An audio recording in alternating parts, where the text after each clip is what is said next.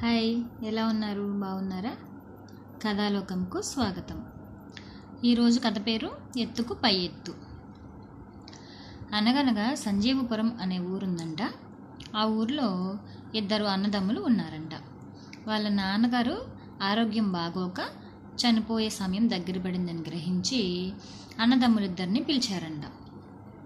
పిలిచి వాళ్ళ నాన్నగారికి ఉన్న ఒక మామిడి చెట్టు, ఒక ఆవు, ఒక కంబలి ఇచ్చారంట. కంబలి అంటే రగ్గు కప్పుకొని దుప్పటి. అయితే వాళ్ళ నాన్నగారు చనిపోతూ అరే, మీ ఇద్దరూ చక్కగా ఈ మూడింటిని సమానంగా వాడుకోండి అని చెప్పి చనిపోయారంట.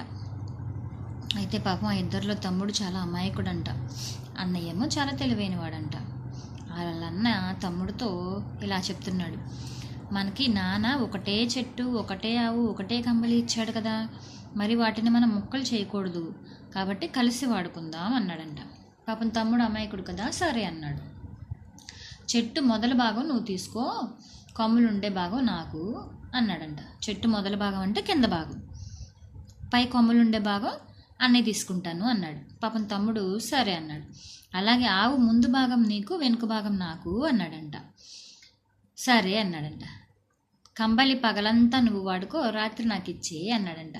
పాపం తమ్ముడు వాళ్ళ అన్నయ్య తెలివితనం తెలియక అమాయకుడు కదా, అన్నిటికీ సరే అన్నాడు. మామూలుగా అయితే మనం చెట్టు ఏది ఉపయోగం, పైనున్న కొమ్మలకి కాయలు కాస్తాయి కదా, అవి అతను తీసుకోవచ్చు. ఆవు వెనక భాగం పాలు ఇస్తుంది కదా, అది తీసుకోవచ్చు.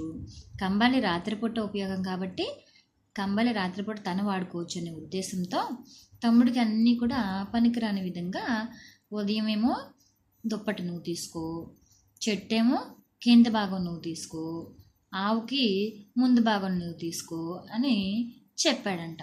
తమ్ముడు సరే అన్నాడంట. పాపం ఇక రోజు తమ్ముడు ఆ మామిడి చెట్టుకి మొదట్లో నీళ్లు పోసేవాడంట, ఆవుకేమో మేత పెట్టి కుర్తి పెట్టేవాడంట.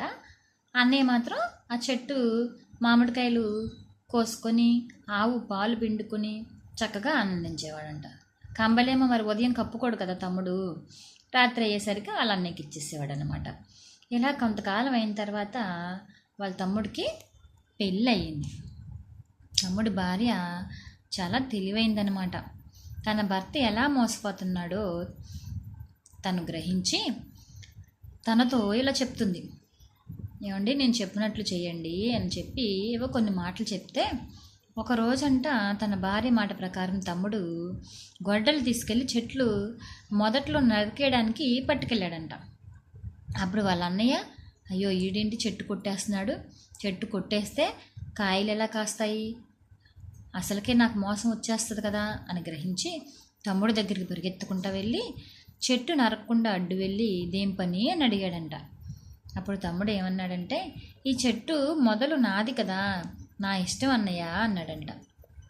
అప్పుడు వాళ్ళ అన్నయ్య, మొదలు కొడితే చెట్టు మొత్తం చచ్చిపోతుందిరా, అప్పుడు ఇద్దరికీ నష్టం, సరే నువ్వు చెట్టు కొట్టొద్దు కానీ కాయల్ని ఇద్దరం సమానంగా చెరుసగం పంచుకుందాం అన్నాడంట. ఇక వాళ్ళ అన్నయ్య పాలు పితికేటప్పుడు తమ్ముడు ఆవుకి మేత వేయకుండా మూతి మీద కొట్టాడంట. ఇక ఆవిచ్చే పాలు ఏం చేస్తుంది, నేను ఒక్కతను దన్నిందంట. అదేంటి అని వాళ్ళ అన్నయ్య అడిగితే, ఆవు ముందర భాగం నాది కదా, నా ఇష్టం అని చెప్పాడంట. ఇక అన్నయ్య అప్పుడు సరేరా, ఆవు పాలు మన ఇద్దరం సమానంగా పంచుకుందాము అన్నాడంట. ఇంకా మిగిలిందేంటి, కంబలి. ఇక తమ్ముడు కంబలిని ఉదయం అంతా నీళ్ళల్లో నానబెట్టేశాడంట. మరి ఆ నానబెట్టిన కంబలి రాత్రిపూట ఆరదు కదా. ఇక అప్పుడు వాళ్ళ అన్నయ్య కూడా దాన్ని కప్పుకోవడానికి వాడుకోలేకపోయాడు. ఇక వాళ్ళ అన్నయ్యకి బుద్ధి వచ్చి తమ్ముడిని క్షమించమని అడిగాడు. అరే, మనం ఈ మూడిటిని సమానంగా పంచుకుందాము, నాకు బుద్ధి వచ్చింది, నన్ను క్షమించు అని.